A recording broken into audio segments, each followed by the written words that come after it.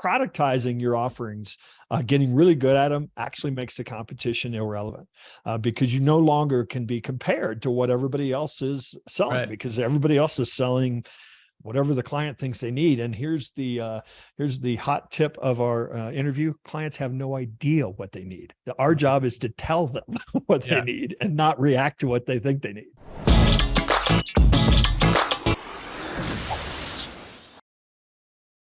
Hi, everyone, and welcome to another episode of the High Level Spotlight Sessions, where we showcase awesome marketers doing awesome marketing. Today, I'm excited to be joined once again by John Jantsch. He's the founder and CEO of Duct Marketing. John, thank you so much for coming on the show. Thanks for having me back. It's always great to visit with you. I'm happy to have you back in the new year. I think it's great that we're kicking off the new year with a very important topic, which is how to avoid what I used to call scaling sideways. I feel like that's a good term. The agency that we built was very much a traditional agency. We were doing websites, SEO, paid ads, the whole thing. But it was very clear that every X amount of clients we added, we needed to add another project manager, maybe one or two other team members. And I remember lots of conversations where I was like, I feel like we're scaling sideways. The top line revenue is going up, but expenses are going up faster. Yeah. And it's really unfortunate. I mean, we run into a lot of agencies where they figure out how to get clients. Obviously, that's job number one, right? When you started, they figure out how to get those clients. And then, it's still struggling. They're still putting in a lot of hours, but then it gets worse. Like you said, I've heard it countless times, agency owners saying, I feel like I'm working for my employees, as opposed to, building this business that scales, that I make more money. Maybe I have more free time. So, that's something that we started addressing years ago. And it really was partly because I just didn't want to have a bunch of employees. I figured out this system, this approach I call duct tape marketing. And it really started, I started talking about it, writing about it. And, it was a fairly unique approach at the time, 15 years ago, for how to work with small business owners. We didn't have great tools like High Level, at the time. So we were, I was really putting together kind of my own approach that allowed me to kind of stay sane. I was like a lot of people. I had worked at a traditional agency for 5 years. I went out there and hustled work and thought that's how you do it. But I was like, I can't make any money doing this. They don't have budgets and I can't charge enough. And so I got to figure something out. So I just said, I'm going to turn marketing services into a product, is how I talk about it. And I'm going to walk into a business and say, look, here's what I'm going to do. Here's what you're going to do. Here are the results we hope to get. Here's what it costs. You want it or not. And it was really an attempt to solve what was a frustration for me. And it turns out it actually tapped into what is still, and maybe increasingly, one of the greatest frustrations for small business owners. Not only do we as agencies have to figure out how to serve them, it's really gotten harder for them to buy what we sell, because everybody is selling a piece of the puzzle. Everybody's selling the idea of the week.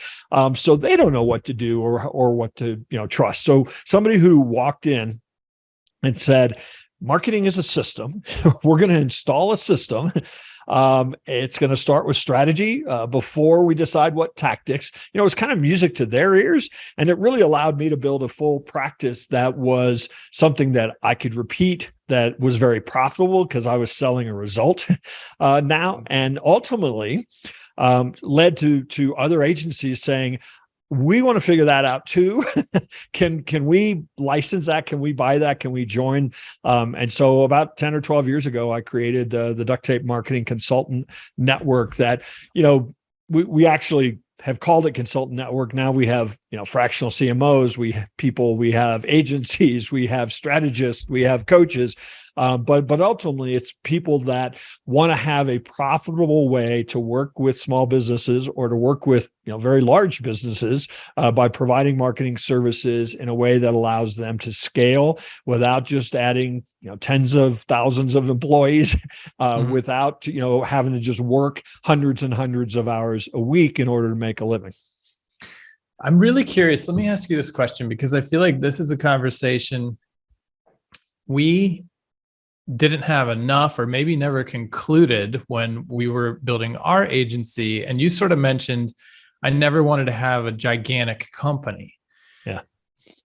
I feel like most of us get into this world, this game, with just let's go build it up. Sure. And never stop. And we don't say, well, how big do I want it? And what do I mean by big? What is your take on that? Like, what's your ideal, well, I guess it's different for everyone, but Sure. do you help folks even think about that? Like, what are you trying to do here?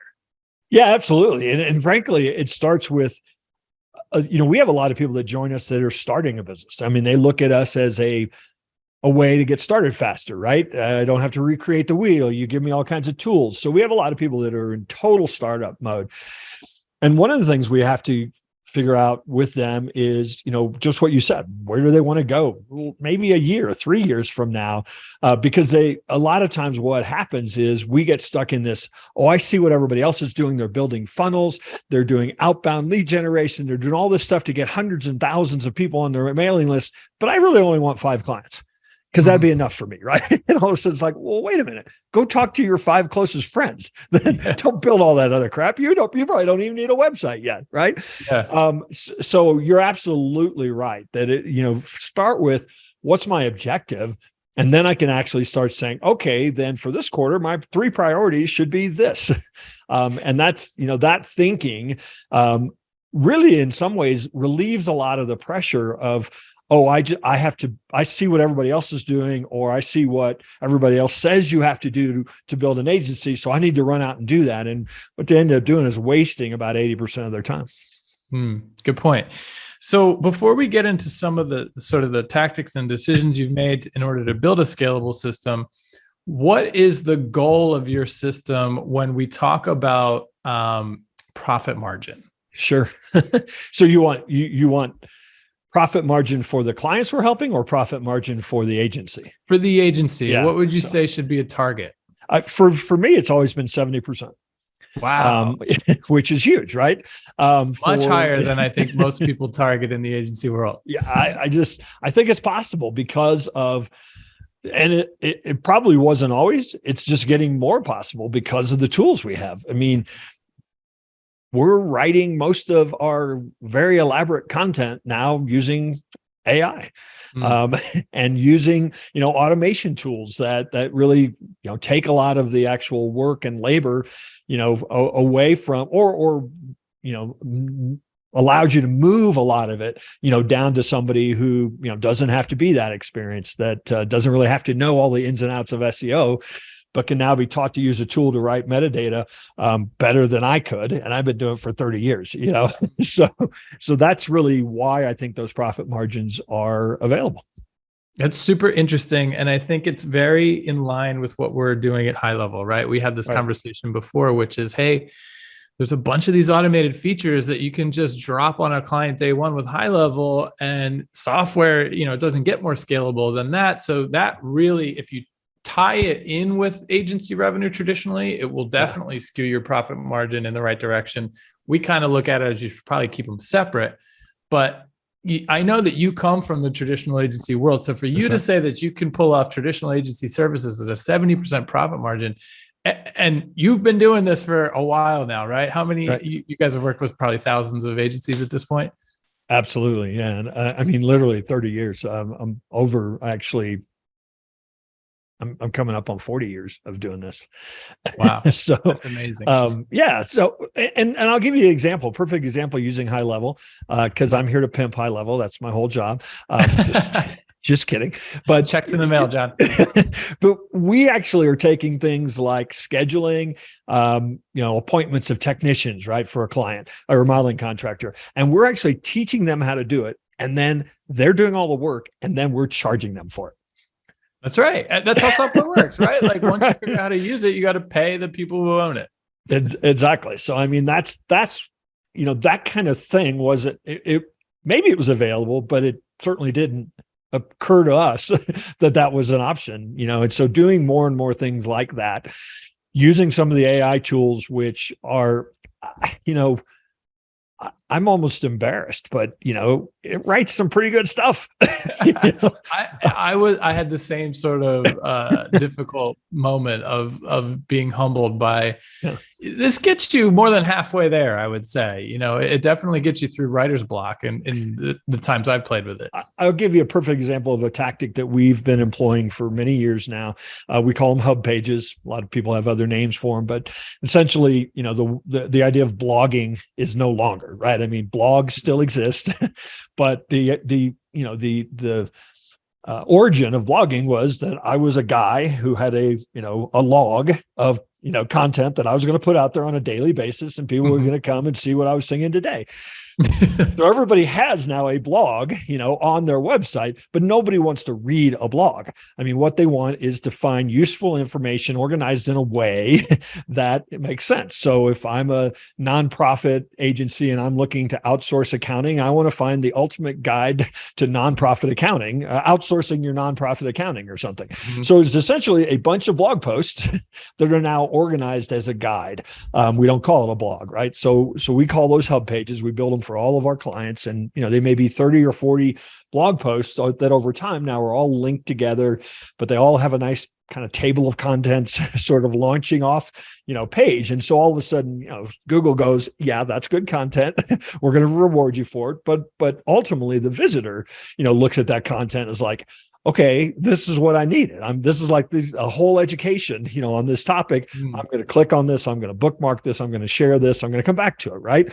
So we build those. They're a fair amount of work. It might be 20 or 30 blog posts that need to be written in that page, designed. And first you've got to start with like, what should the guide be? How do you outline it? How do you, what are the subtopics? Right. So it's a fair amount of work. We would charge, typically $4,000 or $5,000 to do this for a client. And that would also, generally speaking, they had a little bit of the right content. So some of it would just be, hey, we'll take exactly some of this. Where my mind went. Yeah. So correct me if I'm wrong, but hearing you describe that is very interesting to me, because blogging as a service is something a lot of agencies provide.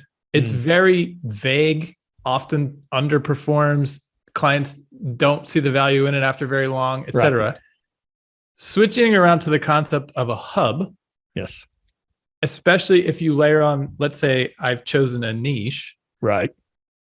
Where my mind is going is, okay, every med spa should have a hub of content that addresses these questions that every person, your potential client, has. You don't have that on your website yet. You have one or two articles that have pieces of this content. It's not correctly organized. Do you agree with me, client? You should have a hub of this content. You do? Okay, great. Here's what we charge for it.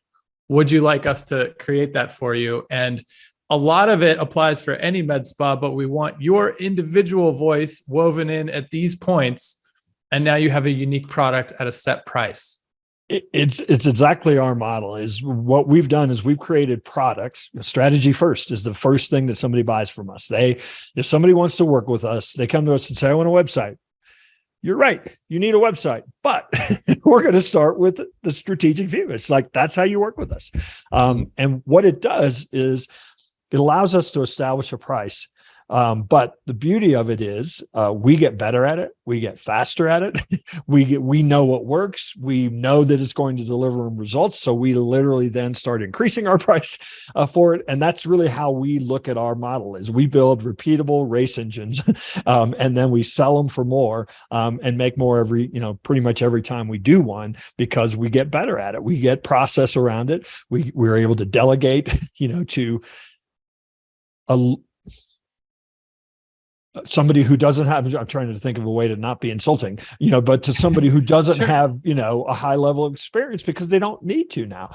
We've created a playbook for them. So that's the point. And I think if you're young in your agency journey here, we just illustrated an incredible example of the way things that we used to do things that led to scaling sideways versus the way that you could turn it into a very productized, scalable offering.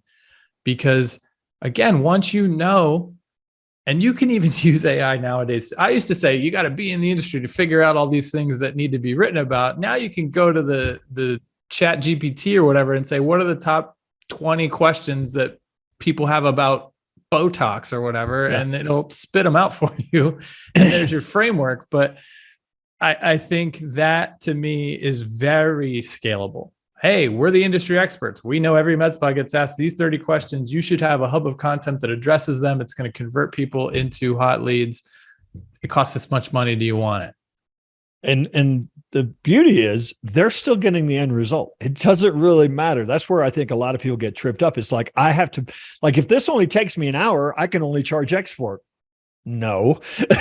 If this produces an amazing result, you can charge whatever you want for it. And that's, I think, where people get tripped up. But that's that illustrates the need to be a part of a network, right? Because you could go create it, but you won't, if you haven't been in the industry doing it for a while, you won't know the true value of what you just created. That's right. I mean, I will say that we have folks that join our network that have been doing it. They figured out how to get clients. They've got a decent business. They're all undercharging, every single one of them, because they kind of have that mentality of, what does a client need? Okay, now we have to figure out how much output that's going to take to produce. And then there's like the competitive environment. Productizing your offerings, getting really good at them, actually makes the competition irrelevant, because you no longer can be compared to what everybody else is selling, because everybody else is selling whatever the client thinks they need. And here's the hot tip of our interview. Clients have no idea what they need. Our job is to tell them what they need and not react to what they think they need. 100%. And I think, again, to come back to the marriage of the ideas and the systems you guys have built with a tool like High Level, you throw the chat widget on that content hub. And as people are going through it, they're going to ask additional questions. Hey, guess what that means? I'm a hot lead, right? I'm interested. I'm digesting this content and I'm asking questions. You're charging for that software that's automatically running itself, in addition to the Content Hub project that you delivered as a product. Very scalable combination of offerings right there. I'll tell you another, real key to what we do that I think is counter to what a lot of the market does is, I already mentioned that, everybody starts with strategy first. It's a 30 to 45 day engagement, has a set with you guys. Most people do not start with strategy. Well, or they do it, but they just don't charge for it because you can't do anything else without doing some amount of it. But again, ours is a very here's the price, here's what we're going to do, here's what you're going to do, here's what you're going to get, at the end of this. And, what a lot of people do is they go in and try to sell a long-term retainer, which I get it. I'm a huge fan of retainers. We've done it for years, but I think the mistake is, if you go in and you're basically promising a bunch of tactics on a long-term retainer, you're a vendor. You're there fixing stuff that, they say needs fixed, right? We go in and do this strategy engagement. First off, it's like, you buy this piece, you're not committing a year, you're not committing, $100,000. You're buying this for, X price. At the end of it, what it does is it turns us into a trusted advisor. And at that point, they're like, what do I do to get all this stuff that you've proposed done now? And let's get rolling. Whatever you say. I mean, you can screw it up, but you buy yourself 6 months of them thinking, you're a genius, because nobody else has asked them the stuff you're asking them. Nobody else has asked them to focus on what you're asking them to focus on. Nobody else has told them you don't need to be doing these 4 things over here because this is, these are the important things based on your business, based on, what we developed as a strategy. And so that's the part I love it. It allows us to charge much more, but it also gives us a relationship that is so different than a lot of people have with their clients. So now, this is my turn to sort of shill duct tape marketing. Because this kind of stuff you can't do if you don't have an experience or somebody showing you what to do, right? Because if I'm new and I'm hearing you say this, I'm hearing, okay, I'm going to charge them to sit down and let them tell me what they think they need. Yeah. Which is probably the exact opposite of what you teach as the strategy session, right? You bet. And I'm going to go out on a limb and say the questions that you ask in that phase tie to defined products that you already have waiting in the wings.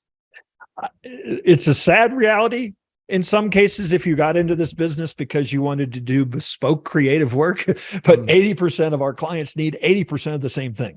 Yeah. I think when we come to that realization, Mhm. I think it gets a lot easier to say, oh, this is not cookie cutter. This is just the right offering for them. Yeah. 100%. And we just talked about that, right? Like Right. I've got a content hub that'll work for any med spa, but I do want you to put your That's right. individual thoughts and flair into it. And now it is a unique thing. Yeah. And that's one of the beauties of doing this strategy work is we find out what their superpower is. We find out what they should be leaning into. That is the real reason that their clients love them.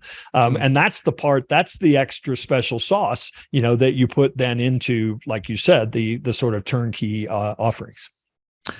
Are there quote unquote traditional agency services that you think just don't scale and should be avoided, or that maybe don't work anymore and should be avoided? Well, it's not the service itself. Everybody needs a website. Everybody needs a website, right? That's the hub of business today. But if we're just offering website services, we're competing with the guy on Fiverr and so it's really more the way that they are offered. If they're offered as a standalone service, it's a race to the bottom today. And so, that's why it's really got to be, people pay for thinking, people pay for strategy, people pay for innovation. So if the service that you're offering isn't somehow the leading head of that has to somehow be thinking and strategy and innovation, or you're really just competing with the $10 an hour folks. Yeah. And I think that, again, I'm sure you guys have sort of a predefined way of doing this, but I, from my own perspective, 100% agree. I say this all the time. You would be in 2023 a complete fool to just go purchase a website the way that we used to sell them. Yeah. Sure, it's a one-off project. It's going to cost you whatever, $8,000. It'll be done in 6 weeks, and then good luck, right? You need a system is what you need. Sure, a website is part of it, but it should be doing things for you, generating leads, and then where are you going to put those leads, right? Like, right. And now we're back to shilling high level. Well, it's funny though. I still run across businesses today that have a web designer, an SEO person, a content person, a social media person. Those people are not talking to each other. Nobody's orchestrating what they're doing. I don't know how they do anything, effectively in that. And I think to your point, the website is part of the customer journey. It is not, a brochure. I know people have said that for 10, 15 years, but I think it's such a critical part of the customer journey that it has to be thought of as, how do we guide people, all the way from getting to know about us to wanting to, shout from the rooftops about how great we are. That's how deep the integration has to be in all of your thinking and decision-making, on something like a tactic like your website. It is funny. You live and learn, right? And I agree with your statement about, if you came into this because you wanted to create the most bespoke, beautiful websites or social media content or whatever, you're probably going to face the harsh reality at some point. But looking back, that's kind of what we tried to do, right? Every client was a unique project and this and that. And, we learned it the hard way and we got better at it. And then, to be honest, when I left to join the team at High Level, my replacement did such a better job of saying, we need to cut these things, productize this up. This is all we do. Yeah. We used to compete against Patient Pop, right? And we would be like, why would you want the same thing that everyone else has? To be honest, what a great business they built, right? They clearly defined what they were selling. Yep. They set the price and they dominated. They made a ton of money. And so I think that's kind of a conversation you're going to need to have with yourself early on in this game, right? Is are you here to build a scalable business, or are you here to be very creative and kind of struggle with ups and downs when it comes to your revenue stream? Yeah, there is a space. I don't want everybody to believe that they just have to, template everything. There is a space for that very high end, very unique, that business that absolutely just has to blow people away visually or have functionality that nobody ever thought of. But, let's face it, are are you at that level? Can you produce that? Do you want to produce that? Is Nike going to call you? Like, they Right. consider you for their next website? That's tough. There's a whole, I mean, there's so much business out there in this $1 million to $20 million, range. I mean, there's hundreds and hundreds of thousands of businesses in every state, certainly in every country, that is there for the taking. If you just need 20 or 30 clients to have a really nice business, then that's the pool to be fishing in. So you talked about websites. You talked about content hubs. What other services do you think package up really well? I mean, do you guys offer ads? What do you like? Sure. What else works really well? Yeah. So our, strategy is in the middle, but certainly then, your website, content, SEO, social media, paid, ads, and even the analytics part. That's, frankly, we view that as, one of the core tactics as opposed to an afterthought. Because it really is, when we get clients that we're, as an agency, if you're not able to show a client what I did brought you this kind of money, you're like 1 month away from getting fired. And so, that we see as not only valuable to the client, but it's also how we stay hired. I mean, our average retention in our network is 19 months. And, I suggest that's a lot longer than, the typical agency. And a lot of it's because we present marketing as not as an event, but as something that never ends. We go into every engagement saying, we're going to mature your marketing, that there are levels, there are stages that we're going to take you through, and here's where we're ultimately going. So part of it's just setting that proper expectation. And I contend that is the proper expectation, because marketing is really never done. It just, changes and ratchets up as you help somebody grow. But if you're not really spending a lot of extra time on figuring out how to show them the phone calls they got and what it was worth, the emails they got, the forms they got filled out and what they were worth, it's somebody's just going to wake up and say, why are we paying this bill? So it's sort of I view analytics and tracking and reporting certainly as a benefit to the client, but it's probably the biggest benefit to you as the agency as well. So that's where, for me, it gets tough when we're talking about scaling. And, I can see selling content hubs as like really scalable. Yep. Versus when we're talking about multiple services that we're going to report on, that's where we would burn a lot of money on account managers, right? Because, well, hey, I can only do so many phone calls in a day, and they want 3 more phone calls, and, are I going to say no to them? Like, how do you navigate that side of things when it can go sideways pretty quickly? Yeah. I think that's part of your sales process, is how I view that. I mean, we set proper expectations. We use account managers as a part of our structure. We actually bring account managers into sales calls and into, the actual, presentation of, ta-da, here's what we're going to do for you. We were all in the same room when that was said, right? Well, and not only that, we didn't always used to do this. It got harder to hand them off to an account manager. It was like, oh, we're getting the B team now. Oh, 100%. Right. And so now it's like, no, you're getting the team. You met them on day one.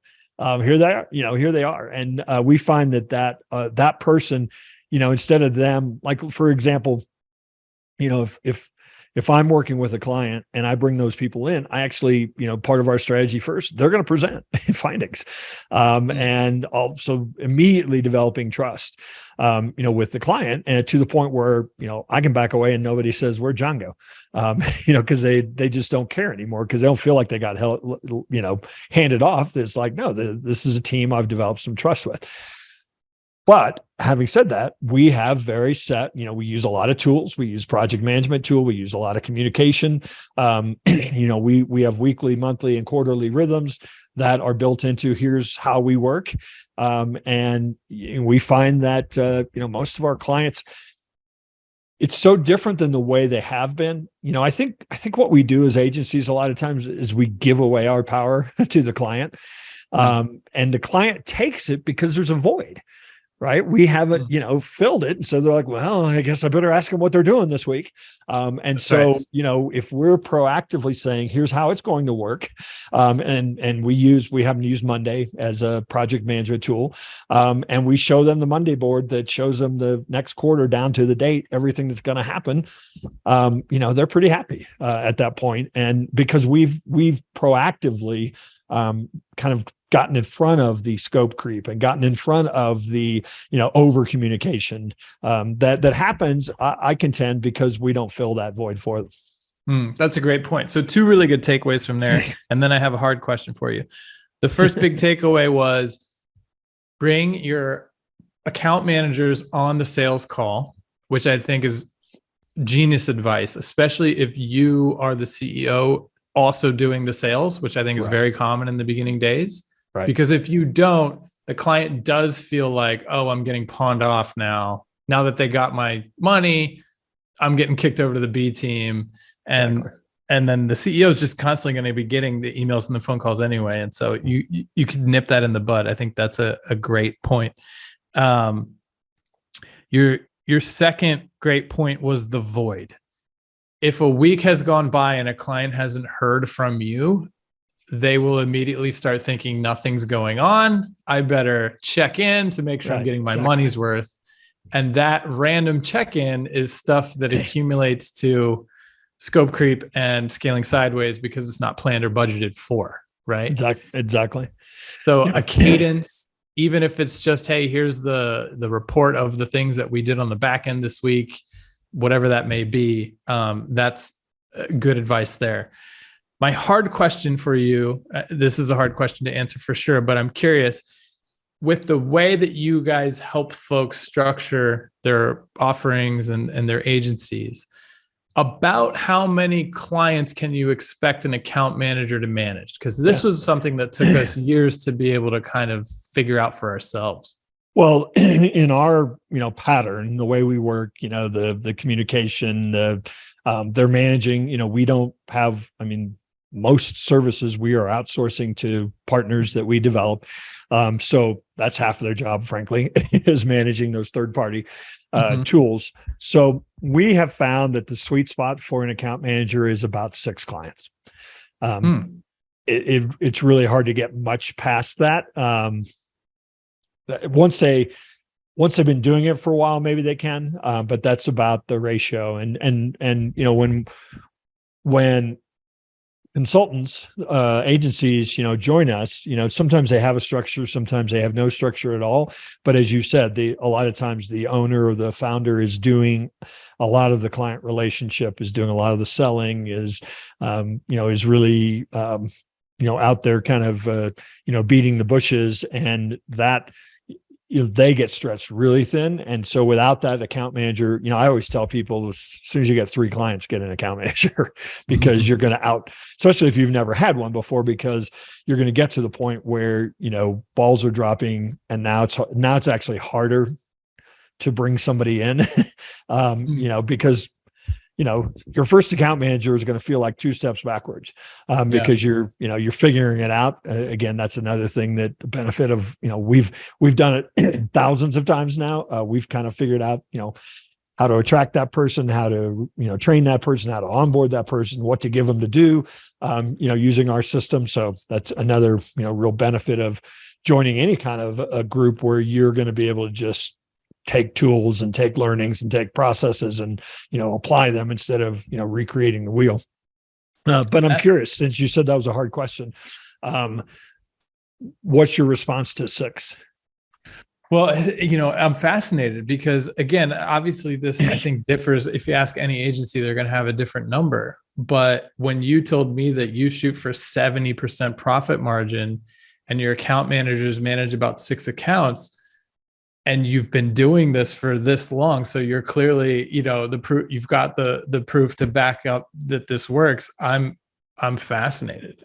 For us, it was, we needed account managers to manage at least 15 accounts in order to make numbers work, but our profit margins were nowhere near 70. And so, in my mind, I'm wondering, well, maybe, they achieve that magical place where they're actually doing better work that leads to better retention so that you can actually kind of slow down and focus on things, and one person's not running around putting out a million fires and it's actually running.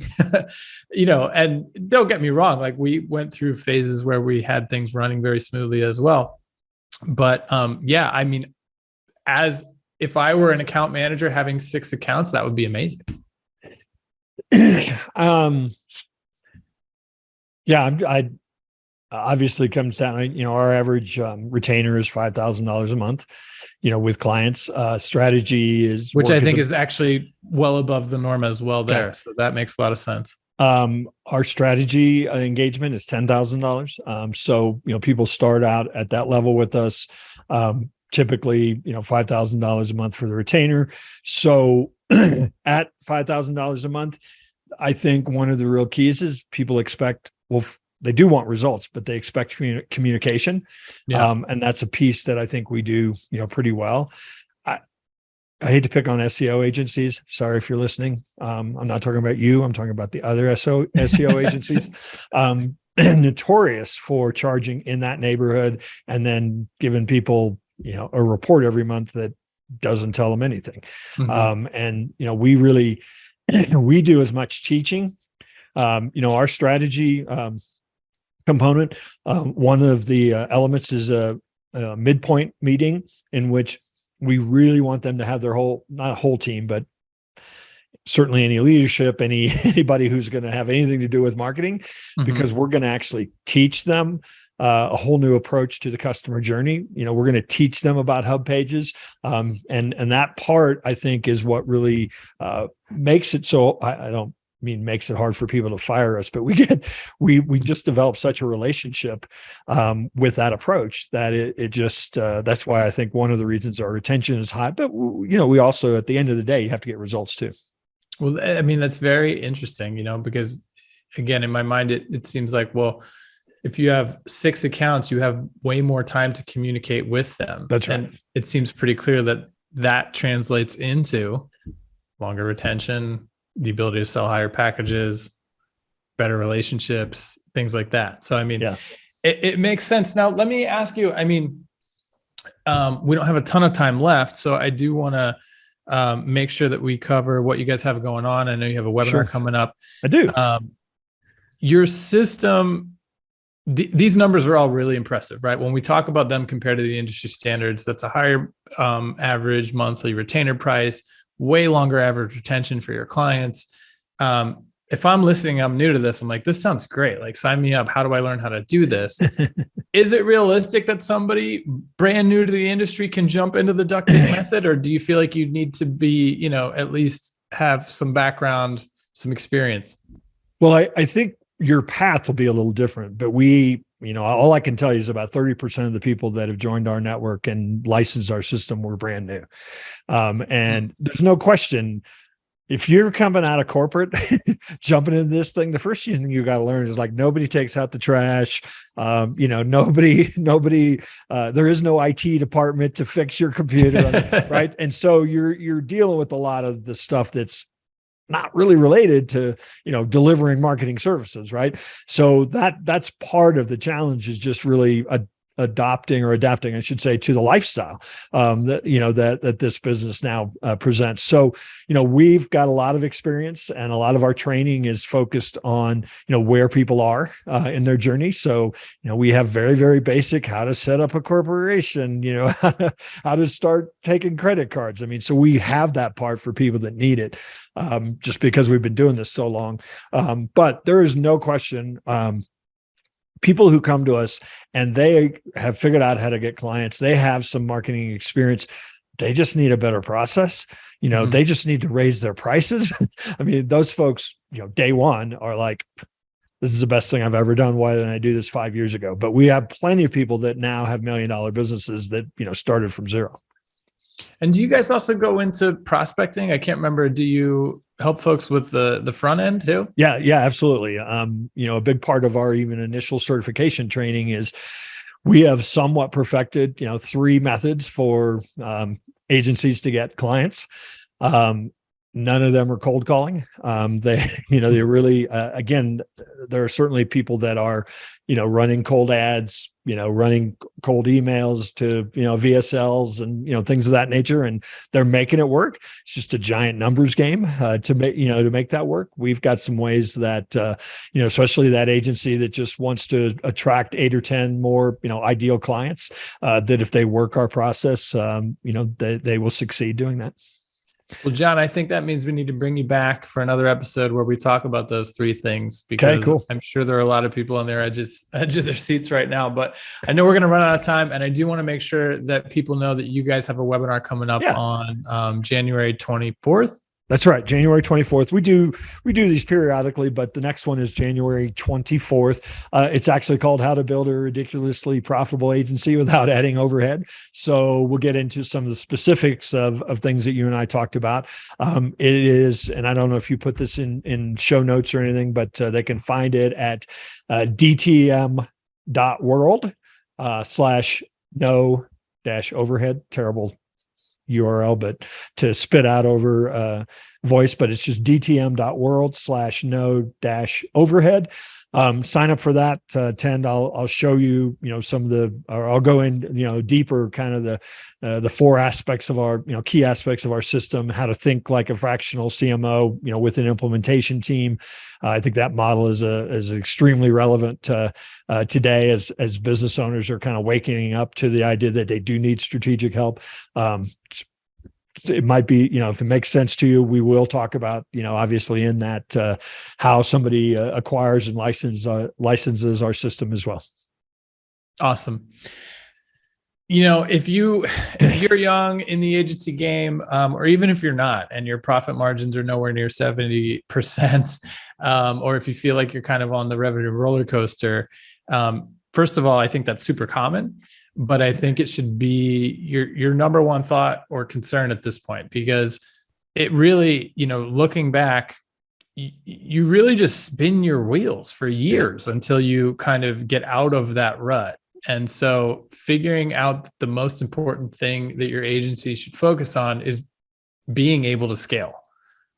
That's really the whole game, right? And some of us spent years to figuring it out, and some of us have it packaged up for you, ready to go.